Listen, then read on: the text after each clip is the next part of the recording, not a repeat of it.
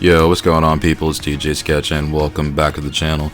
Today we're going to take a look at a really solid, or for the most part solid game. And before we say anything else, I know I'm fully aware this game came out almost 2 months ago, but I wanted to play this game all the way through with both playthroughs before saying anything about this. So in case you couldn't tell by what you're looking at on screen, we're going to talk about Borderlands 3, the Gearbox franchise that didn't quite put them on the map, but it definitely brought a lot of attention to Gearbox way back in, gosh, I guess this was 2009 when this game initially dropped, way back in the day on PS3 and the Xbox 360. And we have the fourth mainline installment, if you want to count pre-sequel.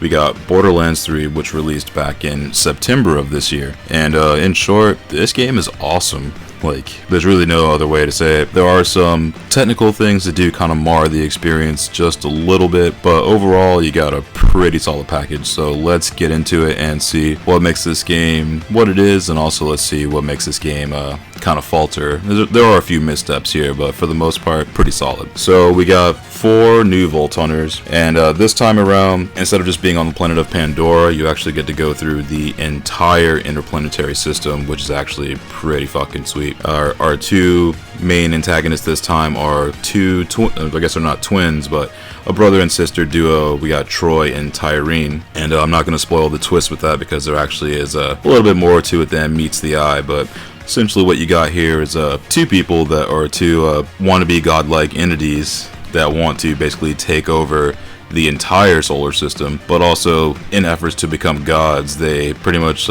run a streaming or almost a YouTube type campaign where they basically televise their murders and televise their stuff in order to get more followers, because their whole little mantra is gosh, what was it? It was like like, subscribe, and obey.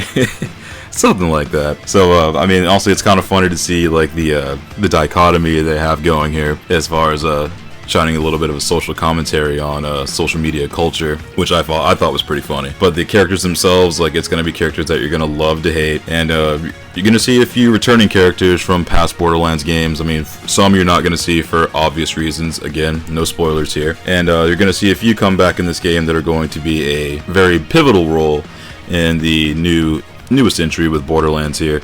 And again, no spoilers, because there are some things that are very easy to spoil if you're not careful about what you say as far as regarding this game. So with the gameplay itself, it's about what you would expect. Gunplay is honestly pretty solid. There's only a few things that I was kind of taken aback by, like I guess the early tutorial, that part is I mean, if you played Borderlands before, you pretty much know what to expect.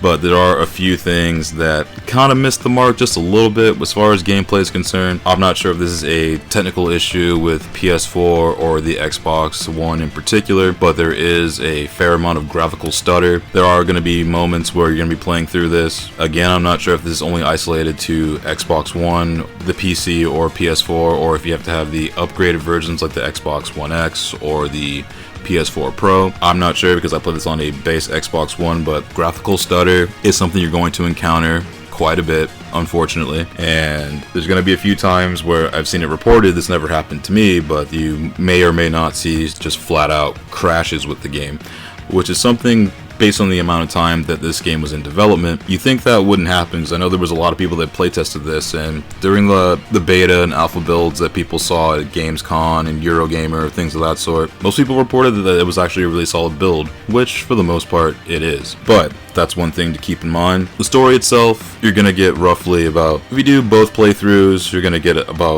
easily about 30 to 40 hours out of this. That's even if you do all the quests, including the main quest and side quests, because there are a lot of both. Side quests are basically the meat and potatoes of this game, and I also can say, like, it's compared to the mainline quest, the side quests are more or less where it's at with this game. So honestly, some of those are absolutely hilarious. So you're gonna see a lot of movie references. There's even a reference to The Room, the old Tommy Wiseau movie. So if you find that one, it's awesome. And also you're gonna find, I guess, what else was there? There was even, like, a Rick and Morty side quest, which also, again, very funny if you can find the way to trigger that. Still waiting to see what that new raid boss is going to be, the Cromerex or something of the sort. Still haven't seen that just yet, but they've made hints as to what it might be.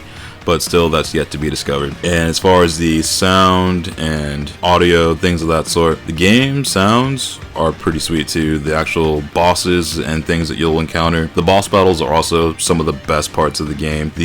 Another thing as well, fast travel has actually gotten a massive overhaul, so now you can't fast travel from just about anywhere, but they've made fast travel much easier and way more convenient once you find your little, I guess, like fast travel points.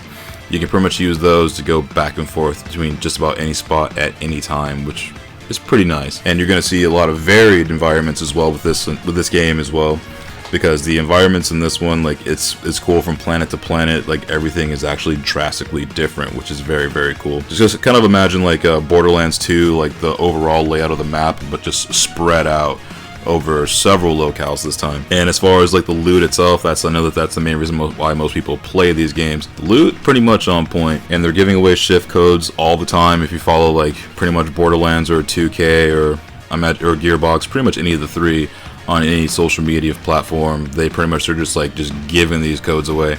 Even though I kind of had hard times getting like legendaries and epics that I would want, after a point, especially on that second playthrough, you get weapons that just demolish everything in sight, which made the second run especially a lot of fun. Some of the builds that you can make in this game are absolutely nuts, to the points where some of them actually had to get nerfed. Because I know the flak builds a lot of people were running, you pretty much were just like constantly dishing out damage, like and if you were getting damaged, you dealt double damage, so on and so forth. So there's ways with the skill trees they have set up this time around, you can make just insanely powerful builds, and that's part of the fun with this game. And I wanted to say there were no microtransactions of any kind, but there are, unfortunately. They're only cosmetic. But even still, I hate that term, and I also hate using that as a crutch, like, oh, it's only cosmetic. It really, it only baits the fire that could eventually come down the future, because there's no time savers in here. They didn't Ghost Recon this, thankfully, especially considering what they did with NBA 2K and WWE 2K. Like, oof, there was a potential for there to be a fair amount of bullshit in this game, but luckily most of that did not make it to Borderlands, thankfully. Aside from that, really the only thing I can really say is that this is a beyond solid buy. I mean, even if you get just the base version, a lot of the DLC, like actually like the Halloween event just wrapped, but there was like a free DLC involved with that, and there's going to be more characters and more DLC maps, much like the past games coming in the near future. This might be a good time to get a season pass, because this one, more often than not, is totally worth it. Or you can go with that pro tip, wait for that Game of the Year edition, and just conveniently return the Game of the Year edition once you make your download, because you get to keep that for free. Kinda. Well, you still have to pay for it, but you know what I mean. But if I had to give this one a number, there are some, and also one more thing before we get to the actual review score. There are going to be points, especially towards the end.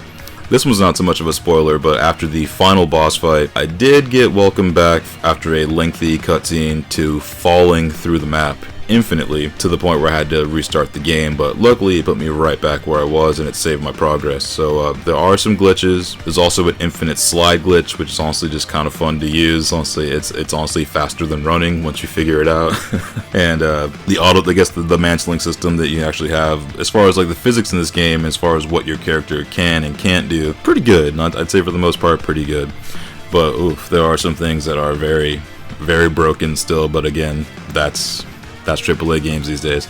But for this one, overall with the package, minus the technical glitches, which there are quite a lot of still, which hopefully they'll work those kinks out over time. But this one, 8.5 out of 10. This is a solid buy. If you get into it, especially if you enjoy the Borderlands franchise, this one you will totally dig. It's not quite Borderlands 2, because Borderlands 2 is basically the apex of this series, but this is not bad by any means. It's not bad. And especially if you enjoy Borderlands 2, you're going to get more of the same. You're going to hear the same kind of jokes. Some are going to land, some aren't. But at the same time, if you want something to play that'll actually take a good while to play, I'd say pick this one up. It's definitely worth it. And if you found this review helpful, awesome. I'm glad you used it as a resource. And I'll see you guys on the next one. Peace.